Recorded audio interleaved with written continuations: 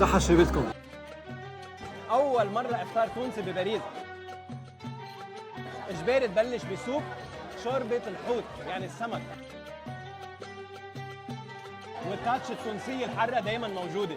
قالوا لي في مشروب تونسي مشهور اسمه البسيسه، في بقلبه سريال، في بقلبه قمح، في بقلبه كواشيش. بحس حالي كانه عم بشرب طعمه البندق مع انه ما في بندق ابدا. بعتقد لازم نزور تونس. هيدا البريك التونسي وصل، في بقلبه بيض، في بقلبه بطاطا، في بقلبه بقدونس، في بقلبه بصل. يا سلام، نسيت عنصر مهم، تون. عصرة حامض على التون، خشي بيها. طاجن تونسي. واو، هيدا سوبر ستار المحل. كثير طيب، رائع. بالبلا عندكم دشوة كمونية، في بواسون، اكيد انا بشك على اللحمة دغري.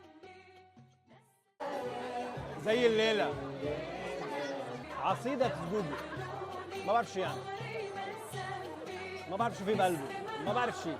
بعرف انه ديسير منعش، منه كثير حلو، مبين صحي، ما بعرف ليش. يعني مش انه شوكولا وسكر وزيت البالم ومدري شو، خفيف نظيف. لازم تيجوا تجربوه برمضان لانه اجواء كثير حلوه، محل كثير مرتب. وصحة شربتكم.